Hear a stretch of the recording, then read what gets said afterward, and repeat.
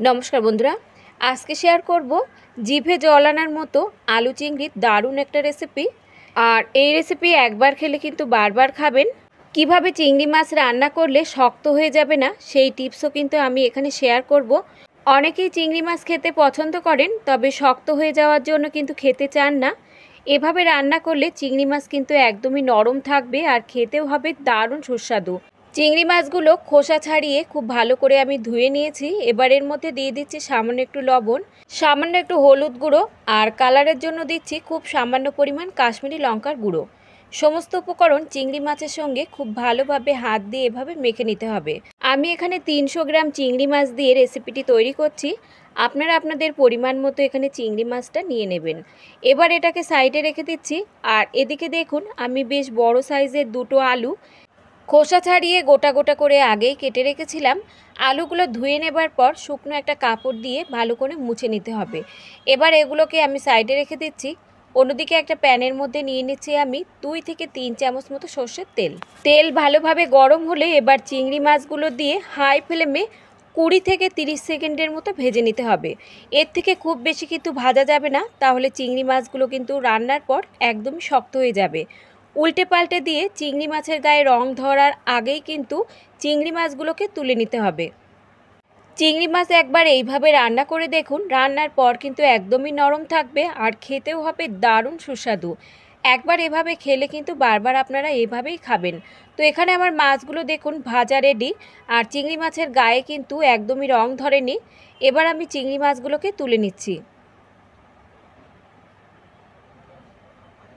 মাছগুলো তুলে নেবার পর বাকি তেলে কেটে রাখা আলুগুলোও আমরা ভেজে নেব। হাই ফ্লেমে দিয়ে আলুগুলো আমরা ততক্ষণ ভেজে নেব যতক্ষণ না আলুর গায়ে বেশ লালচে একটা রং ধরে যায়। চিংড়ি মাছের এই রেসিপির জন্য আলু কিন্তু বেশ লালচে লালচে করে ভেজে নিতে হবে। তো আলু ভাজা হতে থাকুক, অন্যদিকে এই রেসিপির জন্য একটা মশলা আমরা রেডি করে নেব। একটা ব্লেন্ডারে নিয়ে নিচ্ছি 1 চামচ কালো সর্ষে, হাফ চামচ নিচ্ছি এখানে হলুদ সর্ষে, আর দিয়ে দিচ্ছি 5 থেকে 6টা কাজু বাদাম, সঙ্গে দিয়ে দিচ্ছি 2 চামচ মতো সর্ষের তেল, আর এর সঙ্গে যোগ করে দেব সামান্য একটু লবণ। সর্ষে বাটার সময় সর্ষের মধ্যে সর্ষের তেল আর সামান্য একটু লবণ দিয়ে বেটে নিলে মশলা বেশিক্ষণ ধরে কষালেও কিন্তু মশলাটা তেতো হয়ে যায় না। এবার সামান্য একটু জল দিয়ে একদমই একটা থকথকে পেস্ট আমাদের তৈরি করে নিতে হবে। অন্যদিকে দেখুন, আলু কিন্তু বেশ লালচে করে আমি ভেজে নিয়েছি। এখন এই আলুগুলোকে তুলে নেব।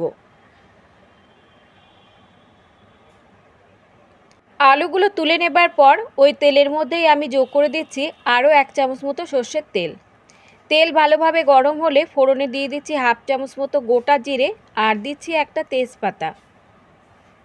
এরই সঙ্গে যোগ করে দিচ্ছি বড় সাইজের দুটো পেঁয়াজ, আগেই আমি ঝুরু ঝুরু করে কেটে রেখেছিলাম, সেটা যোগ করে দিচ্ছি।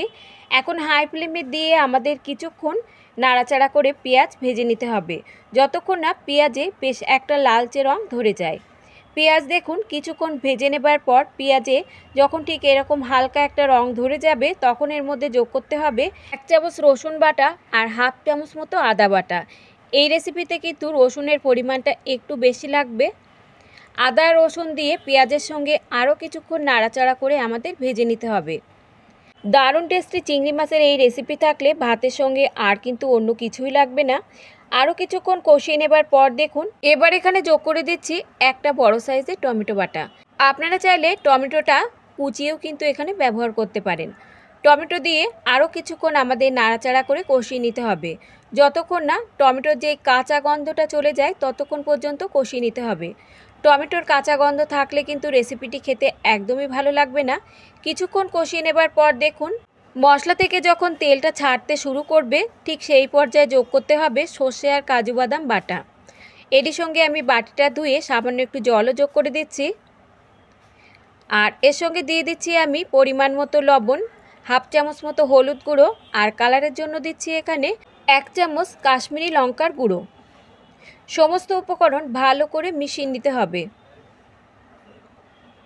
সমস্ত উপকরণ ভালো করে মিশিয়ে নেবার পর যে আলু আমরা আগেই ভেজে তুলে রেখেছিলাম, সেই আলুগুলো মশলার সঙ্গে যোগ করে কিছুক্ষণ আমাদের কষিয়ে নিতে হবে।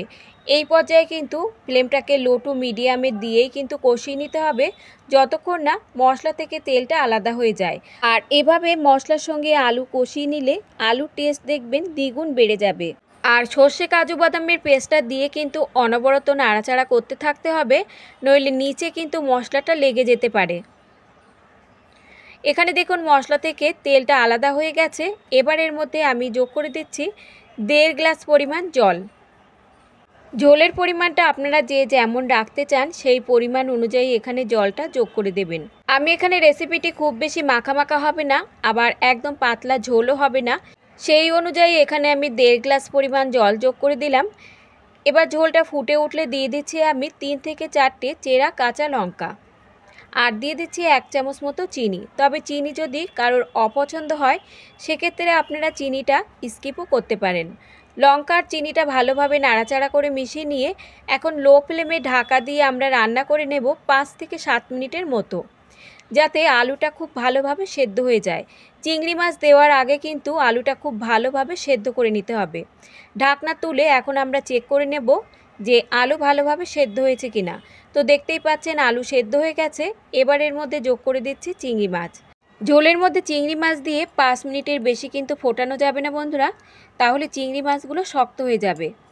এখন ঝোলের মধ্যে চিংড়ি মাছ খুব ভালোভাবে মিশিয়ে নিয়ে ঢাকা দিয়ে আমরা রান্না করে নেব মাত্র 5 মিনিটের মতো। 5 মিনিট পর ঢাকনাটা তুলে নিচ্ছি। শেষের মধ্যে যোগ করে দিচ্ছি আমি 1/2 চামচ মতো গরম মশলার গুঁড়ো। আপনারা চাইলে এখানে কোচানো ধনেপাতাও যোগ করতে পারেন। গরম মশলাটা মিশিয়ে নিয়ে ফ্লেমটাকে অফ করে দিয়ে এবার ঢাকা চাপা দিয়ে 5 থেকে 10 মিনিটের মতো স্ট্যান্ডিং টাইমে রেখে দেব, যাতে গরম মশলার ফ্লেভারটা সমস্ত রেসিপির মধ্যে খুব ভালোভাবে মিশে যায়। তৈরি হয়ে গেল জিভে জল আনা স্বাদে আলু চিংড়ির রেসিপি। একবার এভাবে বাড়িতে বানিয়ে দেখুন, একবার খেলে কিন্তু বারবার এভাবেই খাবেন। তো ঢাকা দিয়ে আমি রেখে দিচ্ছি 5 থেকে 10 মিনিটের মতো। 5 থেকে 10 মিনিট পর ঢাকনা তুলে নিচ্ছি, আর দেখতেই পাচ্ছেন কতটা লোভনীয় দেখাচ্ছে রেসিপিটি বন্ধুরা। একবার হলেও বাড়িতে এভাবে ট্রাই করে দেখতে পারেন। এবার আমি গরম গরম ভাতের সঙ্গে আলু চিংড়ির এই রেসিপি সার্ভ করে নিচ্ছি। বাচ্চা থেকে বড় সকলেরই কিন্তু মন জয় করবে এই রেসিপি। একবার এভাবে বানিয়ে কাউকে খাওয়ালে দেখবেন বারবার রিকোয়েস্ট আসবে এভাবেই বানানোর। এবার আমি আপনাদের একটা দেখাচ্ছি যে চিংড়ি মাছগুলো রান্নার পর কতটা নরম আছে। দেখুন একদমই কিন্তু নরম। তো বন্ধুরা, আজকের রেসিপি যদি আপনাদের ভালো লাগে লাইক শেয়ার কমেন্টের সাথে সাথে চ্যানেলটাকে সাবস্ক্রাইব করে রাখার অনুরোধ রইল। আজ তাহলে এই পর্যন্ত বন্ধুরা, দেখা হবে অন্য কোনো রেসিপির সঙ্গে। ততক্ষণ সুস্থ থাকবেন, ভালো থাকবেন, আর সম্পূর্ণ রেসিপিটি দেখার জন্য সকলকে ধন্যবাদ।